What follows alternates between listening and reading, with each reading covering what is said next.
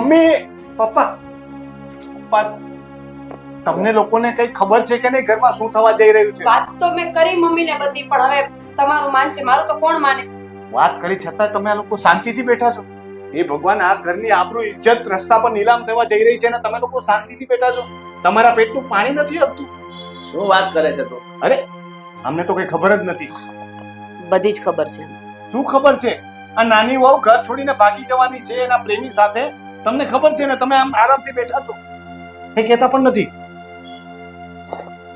જો એની ભૂલ છે માનું છું, પણ મને લાગે છે કે મારે હવે એને અહીંયા બોલાવી જ પડશે અને બોલાવીને તમારા લોકો સામે ધમકાવી જ પડશે, હા, જેથી કરીને એને ખબર પડે ને કે ઘરની આબરૂને નીલામ કેવી રીતે કરાય. અને એ પણ આમ રોડ વચ્ચે. એને પિયર જ મૂકી આવીએ, ત્યાંથી એને ભાગવું હોય તો ભાગી જાય. પેલા બોલાવે તો આવું ખરા. કરીને ઘરમાં હા, બોલાવો.